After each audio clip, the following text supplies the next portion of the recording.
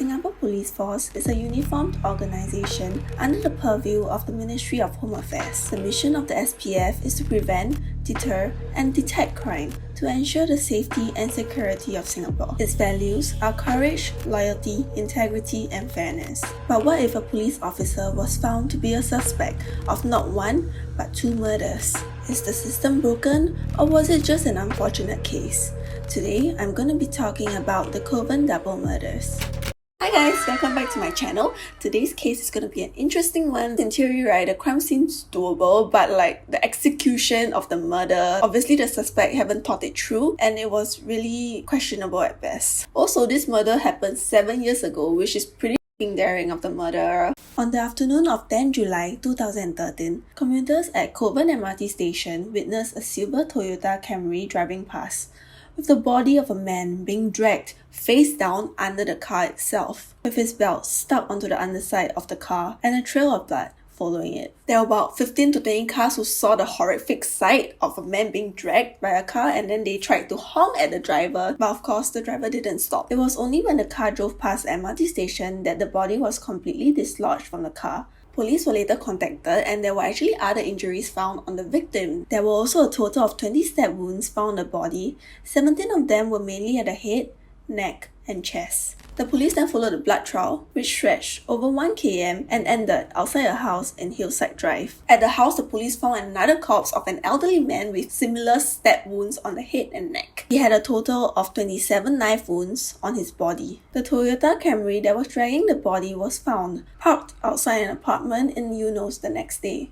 The car was later found to have belonged to the dead elderly man. By then, the police classified the case as murder and established the identities of the victims. The older victim was 67-year-old Boon, while the younger victim, found at Kovan MRT Station, was his 42-year-old son, Chee. Heong. Boon was described by his families, friends, and neighbours as a very nice and hardworking person who was close to his wife and children and never smoked nor gambled. When a worker do something wrong, you also will squat us.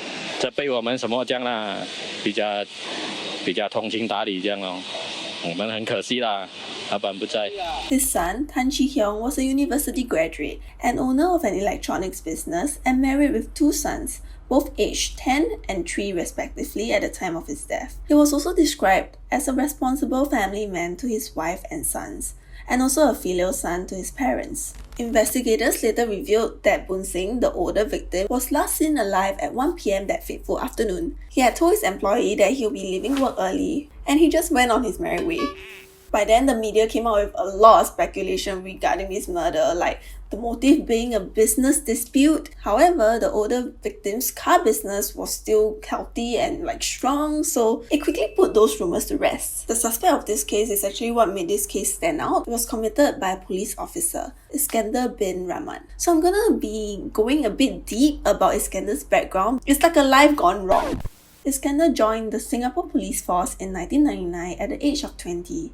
By 2013, he had been a policeman for 14 years, holding the rank of a senior staff sergeant and working as an investigation officer in Bedok Police Division. Everything was going well for him until 2005 after his divorce. He started getting into some financial trouble. Iskandar had 3 loans: a housing loan, a renovation loan, and a car loan. He started falling behind on payments. His flat and car were eventually repossessed by OCBC Bank and sold. Despite that, he still owed the bank exactly 61,599.66 cents in June 2012, and OCBC filed a bankruptcy application against him in October that year. In January 2013, Iskandar failed to declare his financial situation and difficulties like he did annually. It's actually a requirement for civil servants to declare that they are not financially embarrassed annually.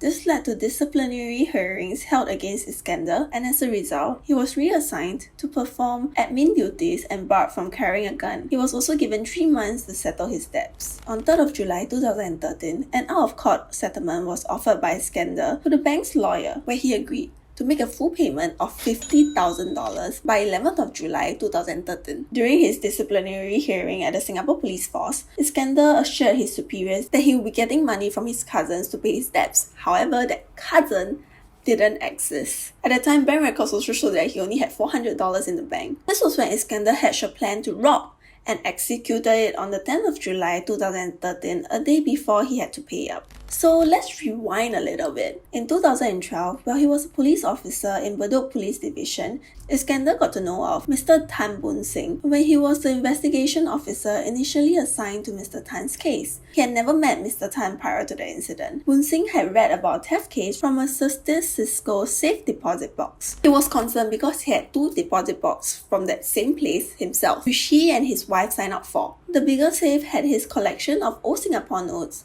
and the smaller one was where his wife kept her savings and wedding jewellery. When he went to check on them, he realized that some of his old notes were missing, so he made 2 police reports in November 2012. Even though investigations were subsequently handed over to another officer, Iskandar remembered the case and believed that the money in Mr. Tan's safe deposit box would be enough to clear his $50,000 debt. He then called Mr. Tan on the pretext of following up on the investigations to ask if his money has been stolen. This was when Mr. Tan told Iskandar that he had $200,000 in his safe deposit box. On 10th of July 2013, Iskandar impersonated an officer from the Police Intelligence Division and called Mr. Tan to tell him that his safe deposit box was about to be broken into. He even introduced himself as Rahman instead of his real name. Iskandar told Mr. Tan to remove the contents of his safe deposit box and bring them home. He also brought a dummy CCTV and told Mr. Tan to put that CCTV inside the safe deposit box. Iskandar made it very clear that whatever they were doing was highly confidential and told Mr. Tan never to tell anyone about it. He would even go as far as to cutting the end of an earphone and connecting it with a wristlet to make it seem as though he was using a walkie-talkie. He even put on clothes which he previously wore as an investigations officer and had also brought along his warrant card and security pass. He even rented a car, a black Nissan Sunny, to appear more professional. Iskandar then escorted Mr. Tan after retrieving the money to his home at Hillside Drive so that he could get close to the valuables. Iskandar used his house toilet. When he came out, he saw Mr. Tan speaking to someone on his home phone. Iskandar started attacking Mr. Tan viciously and repeatedly, stabbing him 12 times in the neck and chest, and cutting him at least 9 times in his face,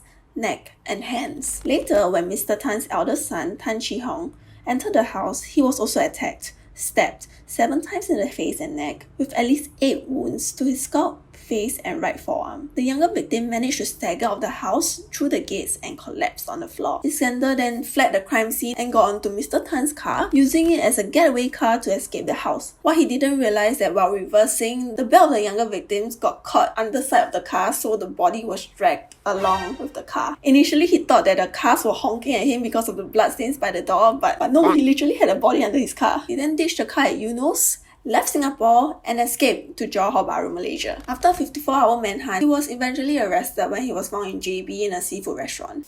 At court, Iskandar tells a different story. He claims that he was attacked by the elder Mr. Tan when he came out of the toilet. He also said that he acted out of self-defense because he feared for his life. Iskandar was sentenced to death, and as of October 2020, Iskandar, now 41 years old, still remains on death row. His day of execution has yet to be determined. I have a question for you guys though. Personally, for me, I feel like whenever a murderer gets death penalty, there's no justice. Because if I were to go to prison, for example, I would rather get a death penalty, because having to stay in prison for life will be torture and you have no freedom, no nothing. It's so meaningless. And if you just die, you just move on in a sense. So I always feel like murderers that get the death penalty, they got away easy. Please tell me your opinions. Like, do you think that death penalty is really a more severe punishment compared to life imprisonment? Please let me know. Anyways, thank you for watching this video. See you in the next one. Bye. What's the sentence? Am I right? To disciplinary. To disciplinary. I can't say disciplinary.